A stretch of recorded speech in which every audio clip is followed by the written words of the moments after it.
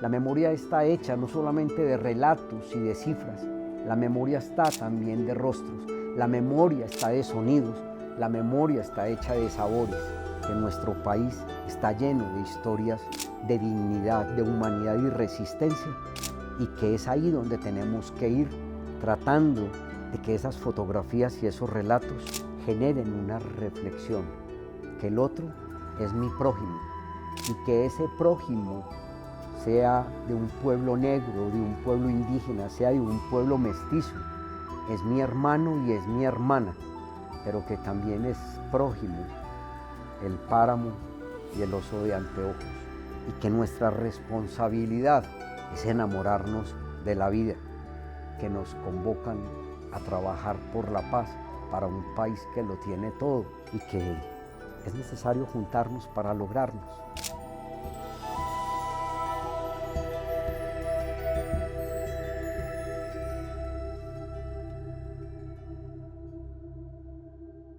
Un momento para detenernos y reflexionar sobre el enorme impacto que ha tenido el conflicto en millones de vidas, en la naturaleza, en múltiples territorios, en toda la geografía del país. Pero también es un momento para pensar en la resistencia, en la capacidad de transformación y en la dignidad de las víctimas para reconstruir su futuro. En este contexto, la fotografía no es solo un registro, es también un elemento muy poderoso de memoria y de dignificación. Y es por eso que estamos hoy con Jesús Abad Coronado, un fotógrafo, cronista,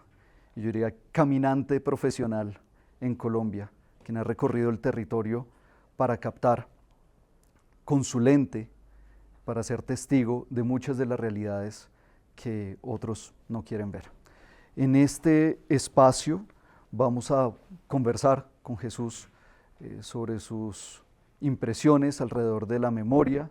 la ética y el poder de la imagen para recordarnos por qué y para qué estamos acá. Jesús, bienvenido. Y quizás para comenzar, me gustaría que nos puedas comentar qué papel juega la fotografía en la construcción de memoria, en la búsqueda de verdad y posiblemente en la reconciliación en Colombia. Jairo,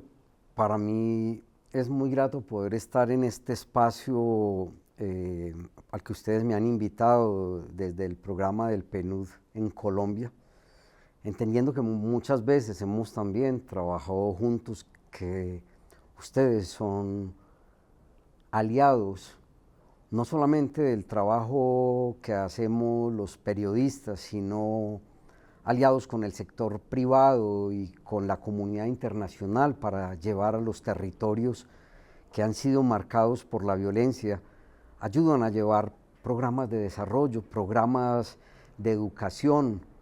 programas que significan eso que es la construcción de la paz en armonía con los sueños y con esos territorios que merecen vivir en paz. Porque ¿de qué somos testigos los periodistas, los reporteros gráficos, la gente que hace video? Y obviamente hemos sido testigos del dolor, hemos sido testigos de muchas tragedias. Lo digo yo porque como periodista, casi que en Colombia aprendimos de geografía y de muchos nombres del país que no estaban en la memoria, pero los aprendimos fue a partir de la geografía de la violencia. ¿En dónde queda Mapiripán? ¿En dónde queda Bujayá? ¿Dónde está Orito? ¿O dónde es Uribia o Portete? Y en esos territorios que se marcan por la violencia,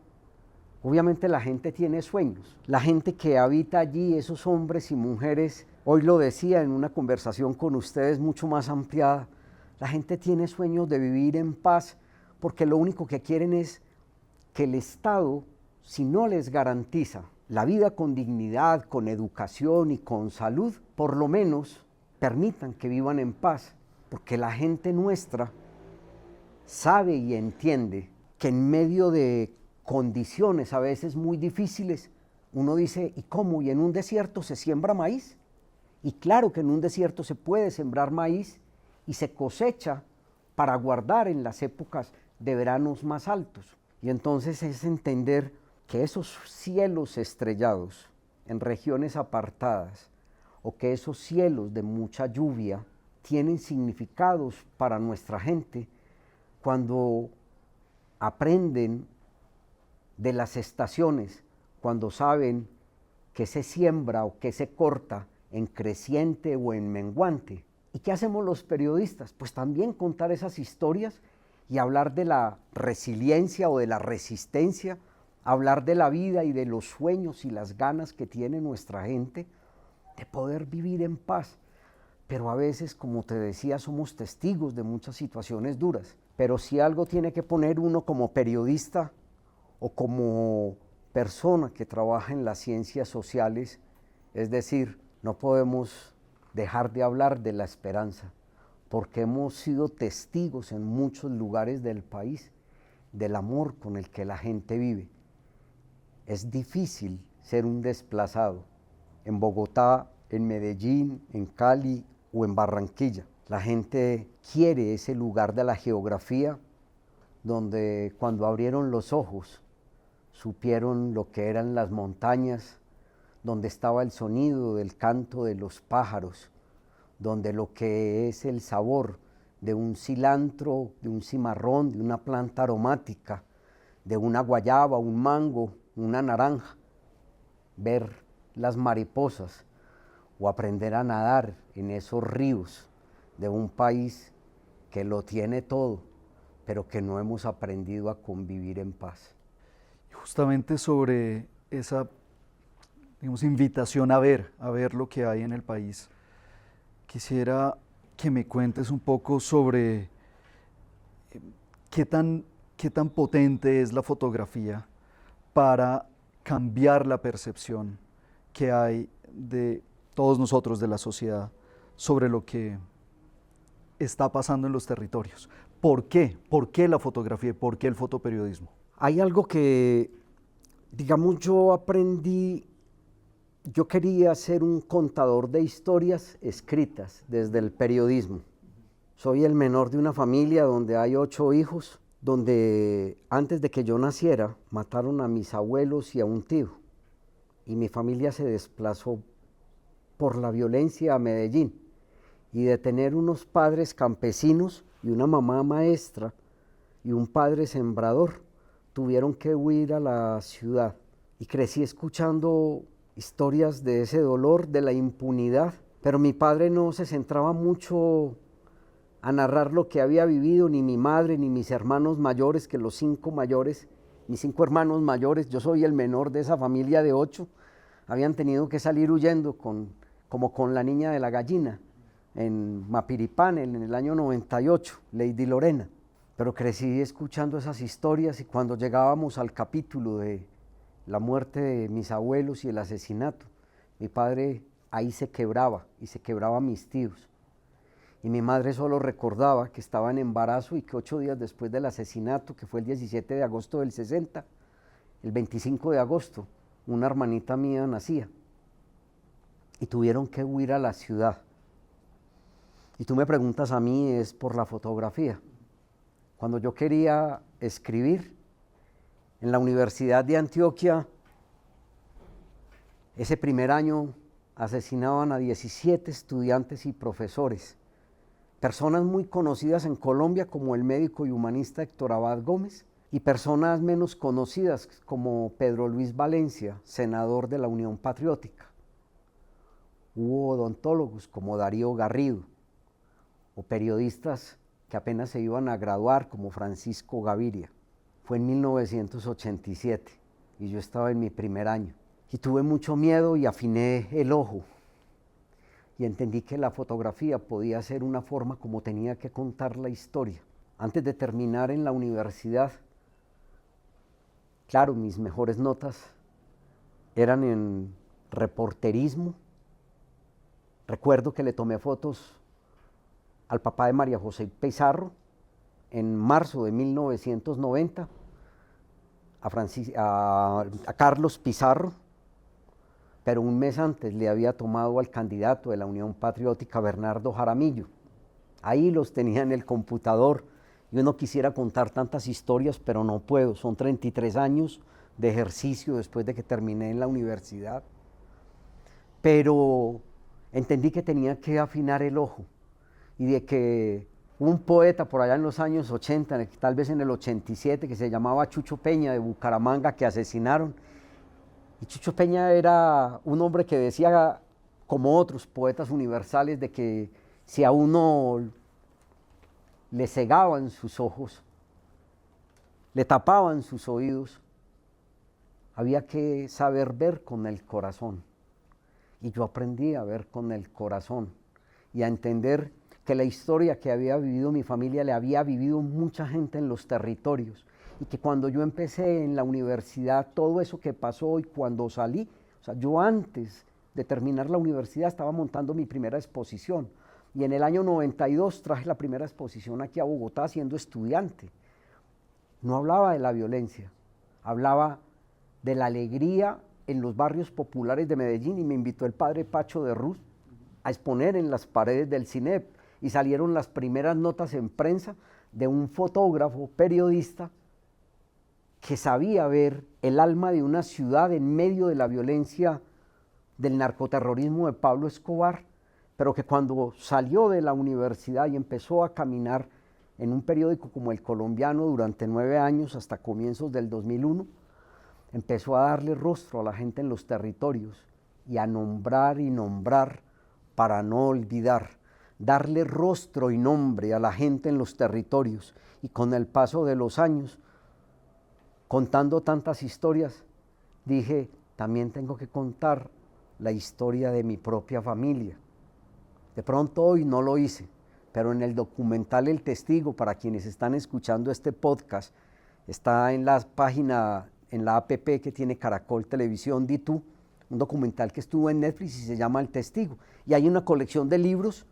que salió con el apoyo también del PNUD, de la Embajada de Noruega, de la empresa privada de Cali, de Medellín, y hay unos libros que se llaman El Testigo, una colección de libros que cuentan un poco esa historia, y entonces es entender de qué está hecha la memoria. La memoria está hecha no solamente de relatos y de cifras, la memoria está también de rostros, la memoria está de sonidos, la memoria está hecha de sabores, porque nosotros recordamos a partir de ese sabor de la cocina de la casa, de la cocina en los territorios, de esos sonidos que nos enamoran de la vida, pero en la memoria también hay llanto y hay historias que tendrían que convocarnos a mirarnos en eso que yo llamo, Jairo, el espejo roto de la guerra. Ustedes desde el PNUD, que trabajan por todo el país, saben que nuestro país está lleno de historias de dignidad, de humanidad y resistencia,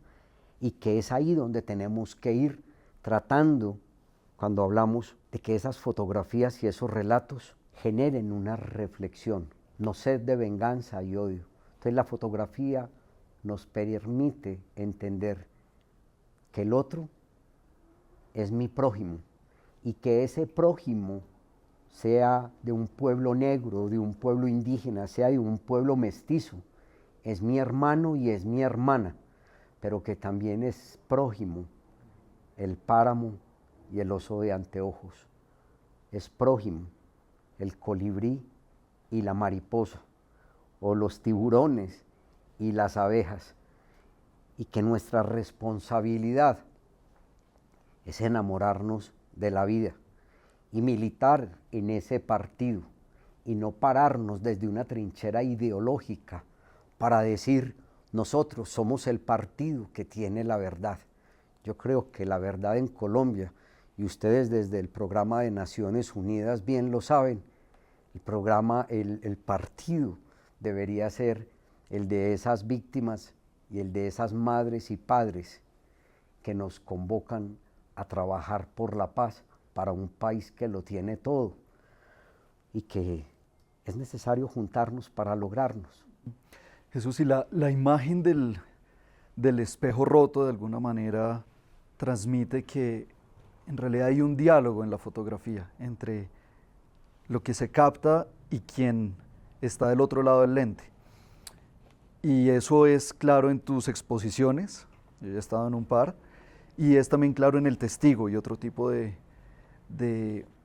trabajos que has publicado. ¿Cómo se hace para vivir tras ver el impacto de muchos de masacres como Mapiripán, Machuca, Bojayá? ¿Cómo se vive eso? ¿Cómo se supera? Jairo, es una pregunta que a mí me hace muchas veces la gente también en los territorios, pero que a la par me dicen, muchas gracias, porque cuando usted ha visto todo ese dolor y que obviamente sabe transmitir desde un espejo roto o desde un Cristo mutilado, despedazado dentro de una iglesia, usted no se ha quedado recreando los fragmentos de un cuerpo, a pesar de que los he visto y de que están en el registro. Usted ha regresado para entender, y lo hago, Jairo, entendiendo que así como mis padres y mis tíos trataron desde la pobreza con la que llegaron a la ciudad a vivir en condiciones muy difíciles, pero siempre un papá y una mamá, un abuelo, una abuela, o esos que sobreviven, yo te aseguro que son personas y son familias que no quieren que la siguiente generación viva ese dolor que ellos han sido testigos. Y lo que ellos quieren para uno es lo mejor. Y entonces, cuando yo digo, yo tengo que honrar la vida no solamente de papá y mamá y mi familia, que optaron por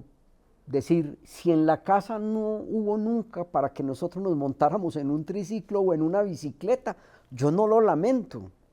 porque yo tengo que decirles a ellos gracias por enseñarme a ser honesto, gracias porque esa ética y porque ese cuaderno y ese lápiz que compraron para que nosotros estudiáramos en escuelas públicas fueron fundamentales para salir adelante. Y entonces yo que voy a muchas exposiciones, que me invitan a dar conferencias en Colombia y en el extranjero, siempre le digo a la gente, si fuera por las víctimas de nuestro país, este país se reconcilia fácilmente. Si nuestra clase dirigente entendiera que tendrían que hablar más desde el lenguaje del amor y ser muchos más Pepes Mujicas o Micheles Bachelet, o si habláramos de tantos hombres y de mujeres en Colombia como el padre Francisco de Ruz, o como personas de Mampuján, del Chocó, que yo me podría poner aquí a nombrar a tanta gente, o a Carmen, la mujer que en el Catatumbo dirige la Asociación de Mujeres Víctimas de la Violencia. Si yo me pusiera a hablar aquí de esos maestros y maestras que en regiones de violencia enseñan de derechos y deberes, enseñan a leer y a escribir, enseñan de la Constitución, ese profesor de música y danza, ese que enseña a pintar, o ese que nos habla de geografía, y entendiéramos la bondad y la valentía de ver a esa gente cómo entona con amor unas notas musicales donde hay un grupo de personas mayores con gente joven, y te lo digo por experiencias de este año que pasó en el Catatumbo, donde la policía y el ejército andan con las armas y el dedo puesto en el gatillo, caminando en las calles, donde la gente del colegio no puede ir a la biblioteca a una conferencia, y entonces el fotógrafo dice, no, entonces yo me voy para el colegio y allá les dicto la charla, no se preocupen, pero si en la biblioteca tengo que dictar una charla porque allá hay alguien que habla de literatura y lee cuentos a niños y niñas en medio de la zozobra, y hay ferias del libro en Cúcuta y en el Catatumbo, y recuerdo a don Julio que murió en diciembre, y yo te digo, nuestro país no se derrumba por la gente que siembra, por el líder, hombre y mujer, por la maestra y el maestro, que a pesar de la zozobra le dicen al reportero gráfico o al periodista, por favor, habla de nuestro territorio también desde la esperanza, porque aquí hay jóvenes que los están seduciendo para irse a la guerra, y yo luego los veo, de pronto, encontrado en el territorio, a gente estrenando uniforme y armas. Y hoy, unos meses después, me puedo preguntar, ¿no será que ellos son parte de la historia porque ya murieron? ¿O será que en 5, 6, 8, 10 años me los voy a encontrar y en sus ojos ya no está la inocencia porque les ha tocado ejecutar órdenes y acciones que van contra los sueños que de pronto sus comandantes les dijeron eran para construir un país distinto? Y entonces es ahí donde yo te digo, y perdón por todas estas palabras y reflexiones, y es, y respiro profundo. Gracias a tantas personas que en nuestro país trabajan por la paz, porque cuando miro a muchos de nuestros dirigentes, se rasgan las vestiduras y miran al otro como un problema. Y entonces ahorita me dijiste la imagen del espejo roto. Y yo digo, mientras no sean capaces de mirarse en ese espejo roto, rodeado de balas, donde hubo muertos civiles y militares, y hubo también muchos guerrilleros que fallecieron en Jurado, Chocó, en diciembre de 1999. Yo digo, mientras no seamos capaces de mirarnos ahí para decir, muchas de nuestras palabras siembran odio y caos. Y en Colombia necesitamos gente que nos invite a trabajar por la paz y a entender que hay tanta gente en los territorios que quiere construirla y que anhelan un futuro y un presente y un futuro para esas nuevas generaciones, porque de verdad la guerra es una peste, y mucho más hoy cuando somos testigos todos los días de lo que está sucediendo en el mundo. Hay un paralelismo que me gustaría hacer entre el encuadre en la fotografía y el enfoque de trabajo que tenemos en el Programa de las Naciones Unidas para el Desarrollo. Y sobre todo es en el cómo vemos el mundo y el para qué lo vemos de cierta manera. Porque no es lo mismo, una realidad puede verse de distintas formas y puede transmitirse de distintas maneras. Creo que no hay que romantizar. Es cierto que el impacto del conflicto ha sido devastador sobre la vida de muchas personas, sobre los territorios, sobre la naturaleza, como bien lo presentas en las fotografías. Pero creo que hay una postura ética y política también de reconocer que esos sujetos son sujetos con todas las capacidades de transformación, con dignidad, con una fuerza, una capacidad de resistencia enorme. Y creo que eso que tratas de transmitir en tu trabajo es algo que nosotros también vemos en las poblaciones con las que trabajamos. Y en realidad trabajamos con agentes de transformación, agentes de desarrollo y agentes de cambio. ¿Cómo interpretas tú o por qué, digamos, vale la pena tener ese tipo de postura ética de cómo mostrar una realidad, de cómo no incitar al odio, sino también cómo reconocer que hay unas posibilidades de transformación y cierto margen de esperanza en todas digamos, las dificultades que vemos en el país? Comunicar desde la esperanza es importante, y que no solamente somos responsables quienes producimos documentos visuales para generar muchas reflexiones en Colombia. Hoy hay nuevas generaciones que yo veo que a mí me impactan mucho. Yo pienso a veces en youtubers o en páginas de Instagram, que lo que puede hacer Nubia y sus hijos, narrando desde el campo, diciéndole a la gente cómo se siembra o cómo se cuidan gallinas, porque obviamente uno estando en Bogotá a veces, y es de dónde viene un huevo, y no sabe uno, o la leche, obviamente cosas muy sencillas, y hay gente que hace historias muy bonitas desde distintos lugares del territorio, desde el Vergel en el Tolima, desde norte de Santander, desde Ituango en Antioquia, o también desde el Putumayo hay gente que nos habla de una forma muy valiosa sobre lo que significa el cuidado del medio ambiente. Pienso en Francisco Vera, un niño que ya hoy es un joven, que con una educación y una formación desde su casa nos convoca a entender que esta casa común, Colombia o el planeta, tenemos que cuidarlo, y que nos habla de esa responsabilidad que tenemos con el medio ambiente. Y a veces cuando veo a la gente que hostiga y que no camina el país y que se sientan cómodamente desde un computador o un celular a transmitir políticamente con un partido X o Y y violentan la vida de estos jóvenes que hablan del compromiso con la construcción de la paz, que bien te decía yo ahora, es que el prójimo no es solamente el otro ser humano, el prójimo, eso que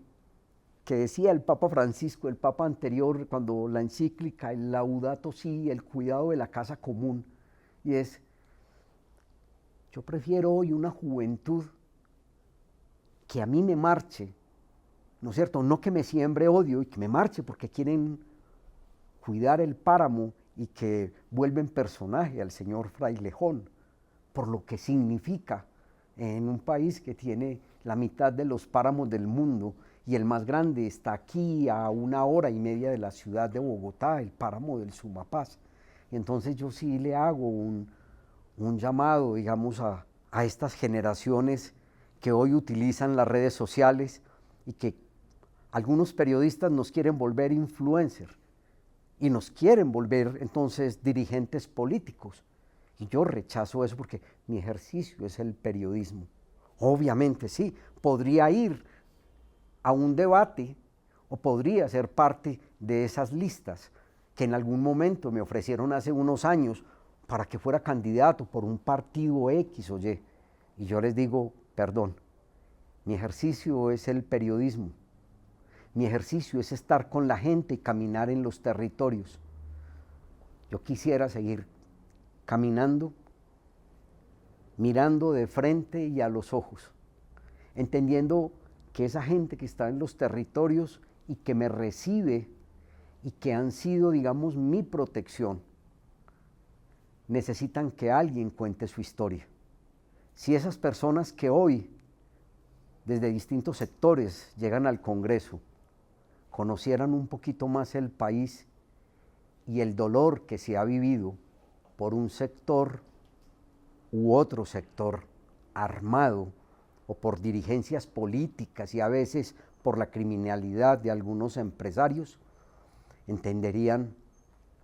que podríamos trabajar más por la paz, porque nuestra gente merece eso y dormir, como bien decía ahora, tranquilamente bajo esos cielos estrellados, que la gente campesina, que sabe lo que significa la lluvia, el sol, los cambios de luna, que saben leer la geografía, que saben leer a veces los caminos porque todavía se guían por las estrellas para saber dónde se pesca, como sucede con los mayores en La Guajira, con nuestra gente mayor. Trabajaríamos más para construir una paz desde los territorios, diciéndole a los dirigentes políticos, bájenle a esa violencia verbal en los micrófonos, porque lo que se generó en los años 50 o lo que se ha generado en Ruanda o en Uganda, en Sudán o en Medio Oriente, y es cuando tomamos partido por un sector de la guerra, las palabras de odio, como bien se reflexionaba hoy aquí en la presentación por parte del líder del PNUD en Colombia, Claudio Tomasio, de algunas de las colegas, y lo mismo que yo te he escuchado a ti, Jairo, es las palabras de odio se convierten en bala en los territorios, en el asesinato de personas con liderazgo, en el asesinato de la memoria de gente que trabaja por la naturaleza y por la educación y por la vida en comunidad. Así que ese llamado mío desde la comunicación y desde la fotografía estas fotografías tienen que servirnos para mirarlas con respeto, porque están hechas con el corazón y están hechas desde la memoria, con respeto, para contar la historia de nuestra gente. No son fotografías hechas con la punta del dedo. Ese dedo y esas fotografías tienen que ser pulsaciones del alma. Jesús, este año se conmemoran 15 años de la Ley de Víctimas y Restitución de Tierras y 10 años de la firma del Acuerdo Final de Paz. ¿En qué medida crees que en este tiempo las víctimas han pasado de ser objeto de la narrativa para ser sujetos también en la construcción de la memoria alrededor del conflicto? Uy, Jairo, es una pregunta bien compleja porque obviamente en el 2017 yo cumplí 50 años y en el 2017, en medio del proceso de paz y de la dejación de armas, mi padre moría a mitad de año. Murió el 22 de junio de 2017 mientras yo estaba en territorio y no tenía la posibilidad de saber que mi padre en Medellín moría. Mi padre siempre y mi madre vive todavía, tiene 95 años, pero ellos me han echado la bendición y así camino yo a este país con la esperanza de salir a caminar, pensando en que es posible siempre trabajar desde la paz, entendiendo que la memoria de lo que vivieron mis padres y mis abuelos y eso que yo he documentado desde el periodismo, que ese acuerdo de paz firmado en 2017 iban a servir para reconciliarnos, que nuestra clase dirigente, que obviamente tuvieron que llevar a discusión al Congreso de la República y que se publicaron documentos, documentales, libros, para darle rostro y nombre a muchos de las víctimas. Y ahí es donde a mí me preocupa mucho, que yo creo que la gente que ha sido víctima está más preparada para la reconciliación que muchas de las personas que lideran a nuestro país. Obviamente hay excepciones, pero soy testigo de que esas palabras de odio a través de los micrófonos de dirigentes y muchas veces en espacios de comunicación, de radio, hoy de las nuevas redes sociales,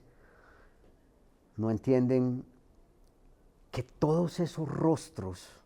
que todas esas imágenes de violencias universales y locales como la que vivimos en Colombia, nos están diciendo: mírame a los ojos, mira nuestros rostros, porque no podemos seguir repitiendo todas estas violencias que han marcado hasta la saciedad a las mismas personas. Y entonces uno quisiera que en sectores educativos, que en sectores empresariales, que en esos movimientos y liderazgos políticos de distinto color, la gente se dedicara no solamente a construir leyes, que Colombia tiene muchas leyes, pero no las ponemos en práctica. Y entonces, claro, pienso y digo, en un país mayoritariamente cristiano como el nuestro, a casi todas nuestras generaciones nos educaron bajo unos mandamientos. Y yo te diría, hay uno que dice: no matarás, y matamos. Y hay otro que dice: no robarás, y lo han hecho los padres que decimos los padres de la patria, de distinto color. Los anteriores y los que hoy gobiernan, no robarás y no matarás, y no aprendemos. Y entonces les digo, por favor, aprendámonos así sea solamente un mandamiento, uno, ya que no nos aprendimos 10, y es, lo vengo diciendo en la charla, en estas preguntas que me haces, y es, si aprendiéramos a amar al prójimo, sea hombre o mujer, sea diverso desde lo sexual o desde los territorios, un país que lo tiene absolutamente todo, pero no sabemos ponernos en la piel y en la memoria de la gente, no solo de lo que han sufrido, sino de esos que han tratado desde los lugares más apartados de conservar el jaguar y la mariposa, el canto de las aves, cuidando el páramo, pero los volvemos víctimas. Si entendiéramos que amar al prójimo, si aprendiéramos a amarlo, no lo mataríamos. Si aprendiéramos a amar al prójimo, cuidaríamos la casa común y entenderíamos que ustedes y las personas que son más jóvenes y están aquí, y es, si no militan en una facción política de derecha o izquierda y quieren ser militantes de la vida y marchar por el páramo y marchar por el río y marchar por todo lo que significa para ustedes hoy esa gallina, ese gato, ese perro, esos micos, esos tiburones y esas mariposas del país, el primero, el segundo o el tercero más biodiverso del mundo. Yo les diría, marchen ahí, porque yo estaría ahí con ustedes también, siendo testigo, como me llaman, de la lucha que tienen que dar nuevas generaciones para decirle a quienes todavía creen que es el odio y que pueden señalar al otro como el perverso. Y entonces les diría, sigan marchando, porque en esas causas diversas y amando también a la naturaleza, ahí voy a estar yo, que he sido testigo del dolor, pero tengo que seguir siendo testigo del amor, que es lo que ustedes me enseñan a mí y se los agradezco, porque ustedes que son una nueva generación, a mí me dan esperanza. Y si yo a mis 58 años hablo como un taita o como un hombre mayor que ha visto el dolor, pero que sabe ver el amor, entonces aprendan a ver con el corazón, y en esa causa política estaré, que es el partido, como les dije hoy, de las madres. Jesús, para cerrar y aprovechando este llamado o esta invitación que nos haces, sobre todo que le haces a las nuevas generaciones, quizás acotándolo un poco ahora a la audiencia de esta organización o de otros aliados y aliadas que trabajan para superar las secuelas del conflicto y aportar, contribuir con la paz y el desarrollo en Colombia, ¿qué mensaje final nos dejarías? He trabajado de muchas formas en muchos lugares del país y allí a veces he visto gente del programa de Naciones Unidas que con el apoyo de muchos organismos internacionales y países donantes y países garantes le están apostando, digamos, al desarrollo desde los territorios. He acompañado a familias a veces desde el dolor y después los he visto produciendo miel y los he visto produciendo café o cacao. Y te podría empezar a nombrar el nombre de esas personas en los lugares que a mí me dicen, estamos haciendo esto desde un programa y estamos vendiendo lo que producimos a través de tal organización o para un país extranjero, y le hablan a uno con orgullo. Y eso que es tan importante también cuando se trabaja desde los que han firmado la paz y están produciendo un café en el Cauca o un café en el eje cafetero o en Ituango, Antioquia, que son municipios tan sacudidos por la violencia y donde yo fui testigo de muchos hechos de barbarie para nombrar solamente lo que sucedió en el Aro en 1997. Yo fui el primer periodista en llegar allí para contar lo que había vivido la región. Pero cuando a mí me dicen, este es un café de la paz, este es un café hecho con amor, esta hija de un firmante del acuerdo de paz allá del Cauca, hoy es una mujer barista y está produciendo y catando los mejores cafés de país para que le enseñe a nuevas generaciones. Y entonces yo digo, claro que sí. Además te diría, en el 2016, cuando nace la hija de Camila, protagonista en el documental El Testigo, nace una niña que se llama Nicole Sharif, y Nicole Sharif este año 2026 está cumpliendo 10 años, y es una mujer que entró a la guerra porque fue víctima de la matanza de su familia en una alianza triste entre el paramilitarismo y el ejército. Le mataron a su familia, pero ella, que ingresó a las FARC 20 meses después del asesinato de sus padres, ingresó en el 2006, la matanza fue en el 2005, deja las armas entre el 2016 y 2017, tiene una niña, gracias, digamos, a que estaban en un proceso de paz, y Nicole Sharif con su madre la he visto cosechando cacao, la he visto sembrando maíz y cosechándolo. Yo digo, ese cacao se traduce en una chocolatina o en un chocolate que le endulza la vida a la gente en Bogotá o en una región distinta del mundo. Entonces yo creo en ese trabajo que se puede hacer desde el desarrollo. Y yo no sé si esto quepa para meterlo en esta charla. De tantos lugares donde yo he trabajado, algún día estaba dentro de una cárcel para hacer un documento sobre las cárceles en Colombia en el año 2006. Y una persona, yo estaba haciendo un documento para un libro que se llamó Desde la prisión, en asocio con Naciones Unidas,